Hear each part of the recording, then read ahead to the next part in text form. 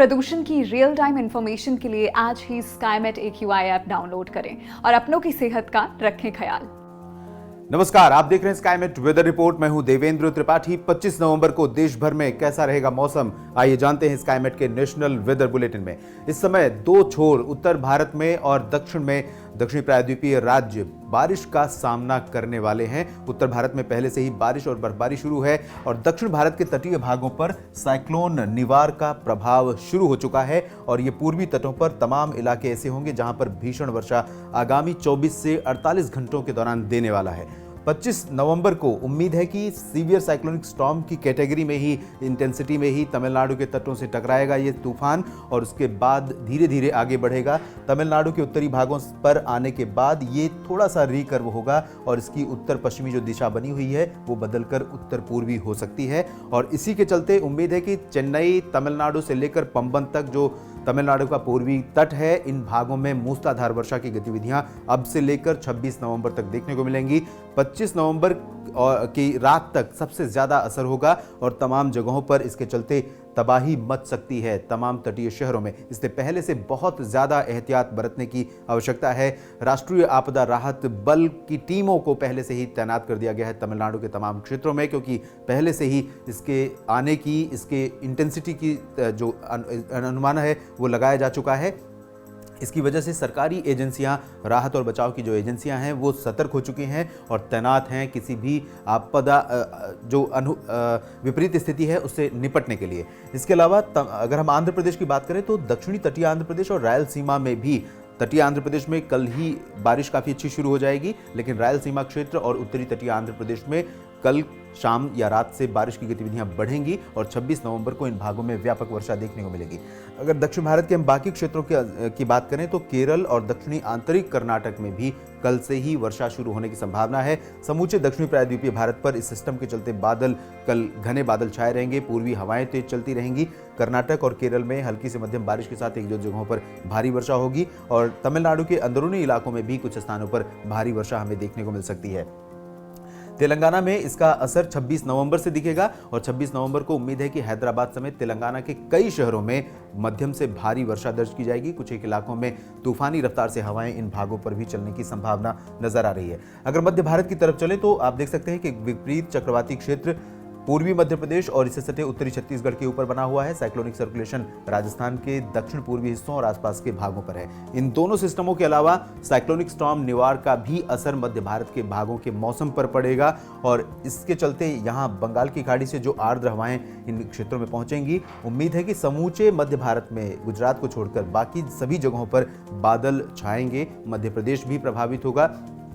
लेकिन अगर बारिश की बात करें तो दक्षिणी ओडिशा और तटीय ओडिशा, दक्षिणी छत्तीसगढ़, महाराष्ट्र का विदर्भ, मराठवाड़ा, मध्य महाराष्ट्र और कोंकण गोवा का जो दक्षिणी हिस्सा है, इन भागों में बारिश होगी।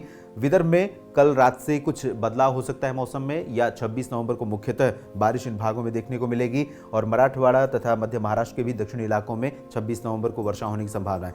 लेकिन महाराष्ट्र, मध्य प्रदेश, छत्तीसगढ़ और ओडिशा में तबाही जैसी आशंका फिलहाल नहीं है, क्योंकि इसका डायरेक्ट हिट तमिलनाडु पर होगा और उसके बाद जब ये लैंड की तरफ रिकर्व करेगा आंध्र प्रदेश के पास, तब ये कमजोर हो जाएगा। सीवियर साइक्लोनिक स्टॉर्म से साइक्लोनिक स्टॉर्म कैटेगरी में आएगा, उसके बाद डिप्रेशन और लो प्रेशर में कमजोर होते हुए बन जाएगा, जिसकी वजह से इन भागों में बहुत ज्यादा वर्षा ये नहीं देगा।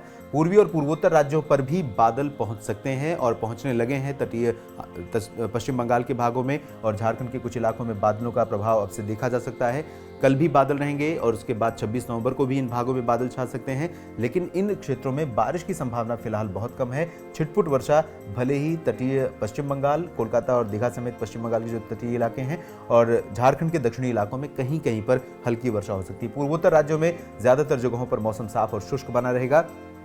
उत्तर की तरफ अगर चलें तो आप देख सकते हैं पश्चिमी विक्षोभ अभी भी जम्मू कश्मीर के उत्तरी भागों पर है और इसका प्रभाव यहां पर अगले 2 दिनों तक और बना रहेगा। 25 और 26 नवंबर तक इसका प्रभाव रहेगा और इसी सिस्टम के चलते ये साइक्लोनिक सर्कुलेशन डेवलप हुआ है, इंड्यूस्ड सर्कुलेशन है। इन दोनों सिस्टमों का जो इंटरेक्शन है, इसकी वजह से मैदानी इलाकों में दिल्ली, पश्चिमी उत्तर प्रदेश और राजस्थान के कुछ इलाकों, हरियाणा, पंजाब, इन भागों में आंशिक बादल कल से ही दिखाई देने लगे हैं, 23 नवंबर से ही, और कल भी 25 नवंबर को भी इन भागों में बादल छाए रहेंगे और उत्तरी पंजाब, हरियाणा के उत्तरी इलाकों तथा उत्तर पश्चिमी उत्तर प्रदेश के कुछ हिस्सों में आगामी 24 से 48 घंटों के दौरान रुक रुक कर गरज के साथ हल्की वर्षा होने की संभावना है। उत्तराखंड, हिमाचल प्रदेश, जम्मू कश्मीर, गिलगित बाल्टिस्तान, मुजफ्फराबाद और लद्दाख, इन सभी क्षेत्रों में, पहाड़ी क्षेत्रों में पहले से ही बर्फबारी शुरू हो चुकी है और आगामी 24 से 48 घंटों तक इन भागों में हल्की से मध्यम के साथ कुछ एक इलाकों में भारी हिमपात होने की संभावना बनी रहेगी और निचले इलाकों में बारिश होने की संभावना है। 26 नवंबर के बाद ये सिस्टम आगे बढ़ेगा, तब इन भागों में मौसम फिर से साफ होने लगेगा। इस पश्चिमी विक्षोभ के चलते ही जो बादल मैदानी इलाकों में बने हैं, साथ ही साथ हवाओं के रुख में बदलाव हुआ है। अब इन इलाकों में उत्तर से आने वाली ठंडी हवाएं अपना असर नहीं दिखा पा रही हैं, पूर्वी हवाएं पहुंच रही हैं इन भागों में, जिसके कारण यहां पर तापमान, खासतौर पर न्यूनतम तापमान में अब बढ़ोतरी शुरू हो गई है और 27 नवंबर तक तापमान बढ़ते हुए सामान्य या सामान्य से ऊपर पहुंच जाएगा। चाहे अमृतसर, लुधियाना, पटियाला की बात करें या हरियाणा में अंबाला, पंचकुला, करनाल, पानीपत, सोनीपत की बात करें, चाहे पश्चिमी उत्तर प्रदेश के भागों में मेरठ, मुजफ्फरनगर, सहारनपुर की और दिल्ली एनसीआर की, इन सभी क्षेत्रों में तापमान, कई इलाके ऐसे थे जहां पर सामान्य से 5 डिग्री सेल्सियस नीचे पहुंचा था, जिसके कारण शीतलहर का शिकंजा समय से बहुत पहले ही इन राज्यों में कई शहरों पर कसने लगा था। अब शीतलहर से 27 नवंबर तक राहत रहेगी, लेकिन 27 नवंबर के बाद जब उत्तर से ठंडी हवाएं चलेंगी, तब एक बार फिर से शीतलहर का प्रकोप उत्तर भारत के तमाम मैदानी राज्यों में हमें देखने को मिलेगा। इस बुलेटिन में अभी के लिए इतना ही। आप बने रहिए स्काईमेट वेदर के साथ। धन्यवाद।